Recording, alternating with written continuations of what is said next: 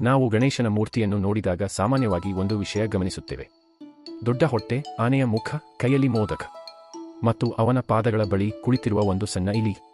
ಆದರೆ ಒಂದು ಪ್ರಶ್ನೆ ಯೋಚಿಸಿ ನೋಡಿ, ಇಷ್ಟು ದೊಡ್ಡ ದೇವರಿಗೆ ವಾಹನವಾಗಿ ಇಷ್ಟೊಂದು ಚಿಕ್ಕ ಇಲಿಯೇ ಯಾಕೆ? ಗಣೇಶನಿಗೆ ಆನೆ, ಸಿಂಹ ಅಥವಾ ಕುದುರೆಯಂತಹ ದೊಡ್ಡ ಪ್ರಾಣಿ ವಾಹನವಾಗಿದ್ದರೆ ನಮಗೆ ಅಷ್ಟೊಂದು ವಿಚಿತ್ರ ಅನಿಸುತ್ತಿರಲಿಲ್ಲ. ಆದರೆ ಇಲಿ, ಇದರ ಹಿಂದೆ ಒಂದು ಕುತೂಹಲಕಾರಿ ಪುರಾಣಿಕ ಕಥೆ ಇದೆ. ಗಣೇಶ್ ಪುರಾಣದ ಒಂದು ಪ್ರಸಂಗದ ಪ್ರಕಾರ ಆ ಇಲಿ ಸಾಮಾನ್ಯ ಇಲಿ ಆಗಿರಲಿಲ್ಲ. ಅವನ ಹಿಂದಿನ ರೂಪ ಕ್ರೌಂಚ ಎಂಬ ಗಂಧರ್ವ. ಒಮ್ಮೆ ಇಂದ್ರನ ಸಭೆಯಲ್ಲಿ ನಡೆದ ಒಂದು ಘಟನೆ ಕಾರಣವಾಗಿ ಋಷಿ ವಾಮದೇವರು ಕ್ರೌಂಚನಿಗೆ ಶಾಪ ನೀಡಿದರು. ಆ ಶಾಪದಿಂದ ಅವನು ಇಲಿಯ ರೂಪ ಪಡೆದನು. ಆದರೆ ಅದು ಸಾಮಾನ್ಯ ಗಾತ್ರದ ಇಲಿ ಅಲ್ಲ, ಅದು ತುಂಬಾ ದೊಡ್ಡದಾಗಿತ್ತು. ಅದರ ದೇಹದಿಂದ ಆಶ್ರಮಗಳಿಗೆ ತೊಂದರೆ ಉಂಟಾಗತೊಡಗಿತು. ವಸ್ತುಗಳನ್ನು ಕಚ್ಚುವುದು, ಆಹಾರವನ್ನು ಹಾಳು ಮಾಡುವುದು, ಆಶ್ರಮದ ವಸ್ತುಗಳನ್ನು ನಾಶ ಮಾಡುವುದು. ಅದರ ಹಾವಳಿಯಿಂದ ಋಷಿಗಳು ಬೇಸತ್ತು ಹೋದರು. ಕೊನೆಗೆ ಆ ಇಲಿಯ ಸಮಸ್ಯೆ ಗಣೇಶನ ಮುಂದೆ ಬಂತು. ಗಣೇಶ ಅವನನ್ನು ಎದುರಿಸಿದ. ಇಲಿ ಓಡಲು ಆರಂಭಿಸಿತು. ಆದರೆ ಗಣೇಶ ತನ್ನ ಪಾಶವನ್ನು ಬಳಸಿಕೊಂಡು ಆ ಇಲಿಯನ್ನು ಹಿಡಿದನು. ಇಲಿ ಗಣೇಶನ ಮುಂದೆ ಬಂದಾಗ ಅದರ ಅಹಂಕಾರ ನಿಧಾನವಾಗಿ ಕಡಿಮೆಯಾಯಿತು.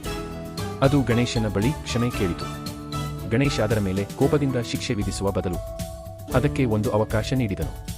ಆಗ ಆ ಇಲಿಯೇ ಗಣೇಶನ ವಾಹನವಾಗಲು ಬಯಸಿತು ಎಂದು ಕತೆ ಹೇಳುತ್ತದೆ. ಗಣೇಶ ಅದರ ಮೇಲೆ ಕುಳಿತ. ಆದರೆ ಇಲ್ಲೊಂದು ವಿಚಿತ್ರ ಘಟನೆ ನಡೆಯಿತು. ಗಣೇಶನ ಭಾರವನ್ನು ಆ ಇಲಿಗೆ ತಡೆಯಲು ಸಾಧ್ಯವಾಗಲಿಲ್ಲ. ಅದು ಒದ್ದಾಡತೊಡಗಿತು. ಕೊನೆಗೆ ಗಣೇಶನ ಬಳಿ ಪ್ರಾರ್ಥಿಸಿತು, ನನ್ನಿಂದ ನಿಮ್ಮ ಭಾರವನ್ನು ಹೊತ್ತುಕೊಳ್ಳಲು ಸಾಧ್ಯವಾಗುತ್ತಿಲ್ಲ. ಗಣೇಶ ಅದರ ಸ್ಥಿತಿಯನ್ನು ಅರ್ಥ ಮಾಡಿಕೊಂಡು ತನ್ನ ಭಾರವನ್ನು ಅದಕ್ಕೆ ತಾಳುವಂತೆ ಮಾಡಿದನು. ಅಂದಿನಿಂದ ಆ ಇಲಿ ಗಣೇಶನ ವಾಹನವಾಗಿ ಉಳಿಯಿತು ಎಂದು ಗಣೇಶ ಪುರಾಣದ ಕಥಾ ಪರಂಪರೆ ವಿವರಿಸುತ್ತದೆ.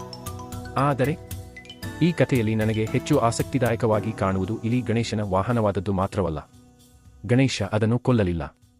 ತೊಂದರೆ ಕೊಟ್ಟಿದ್ದರೂ ಅದನ್ನು ಬದಲಾಯಿಸಿಕೊಳ್ಳಲು ಅವಕಾಶ ಕೊಟ್ಟನು. ಇದು ಇಂದಿನ ಜೀವನಕ್ಕೂ ವಿಚಿತ್ರವಾಗಿ ಸಂಬಂಧಿಸುತ್ತದೆ. ನಮ್ಮಲ್ಲೂ ಕೆಲವೊಮ್ಮೆ ಒಂದು ಸಣ್ಣ ಸಮಸ್ಯೆ ದೊಡ್ಡದಾಗಿ ಬೆಳೆಯುತ್ತದೆ. ಒಂದು ಆಸೆ, ಒಂದು ಕೋಪ, ಒಂದು ಅಹಂಕಾರ. ಮೊದಲಿಗೆ ಅದು ಸಣ್ಣದಾಗಿ ಕಾಣುತ್ತದೆ. ಆದರೆ ನಾವು ಅದನ್ನು ನಿಯಂತ್ರಿಸದಿದ್ದರೆ ಅದೇ ನಮ್ಮನ್ನೇ ನಿಯಂತ್ರಿಸಲು ಶುರುಮಾಡುತ್ತದೆ. ಗಣೇಶನ ಪಾದಗಳ ಕೆಳಗೆ ಇರುವ ಇಲಿ ಈ ಕಾರಣದಿಂದಾಗಿ ಒಂದು ಸಂಕೇತವಾಗಿಯೂ ಅರ್ಥೈಸಲ್ಪಟ್ಟಿದೆ.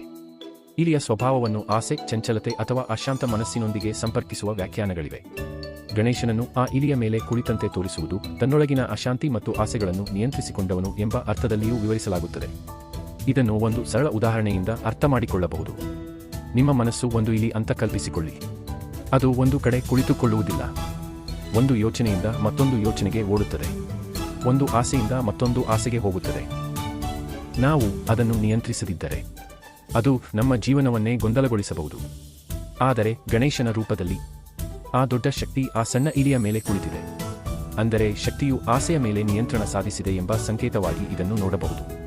ಹಾಗಾಗಿ ಮುಂದಿನ ಬಾರಿ ಗಣೇಶನ ಮೂರ್ತಿಯ ಪಕ್ಕದಲ್ಲಿ ಆ ಸಣ್ಣ ಇಲಿಯನ್ನು ನೋಡಿದಾಗ ಅದನ್ನು ಕೇವಲ ಗಣೇಶನ ವಾಹನ ಎಂದು ನೋಡಬೇಡಿ. ಅದರ ಹಿಂದೆ ಇರುವ ಕಥೆಯನ್ನು ನೆನಪಿಸಿಕೊಳ್ಳಿ. ಒಮ್ಮೆ ನಿಯಂತ್ರಣ ತಪ್ಪಿದ್ದ ಒಂದು ಜೀವಿ ಕೊನೆಗೆ ಅದೇ ಗಣೇಶನ ವಾಹನವಾಗಿ ಗೌರವ ಪಡೆದಿತು. ಬಹುಶಃ ಈ ಕಥೆಯ ದೊಡ್ಡ ಸಂದೇಶವೂ ಅದೇ. ನಮ್ಮೊಳಗೆ ಎಷ್ಟೇ ತಪ್ಪುಗಳಿದ್ದರೂ ಅವು ನಮ್ಮ ಅಂತಿಮ ಗುರುತೂ ಆಗಬೇಕೆಂದಿಲ್ಲ. ಬದಲಾವಣೆ ಸಾಧ್ಯ.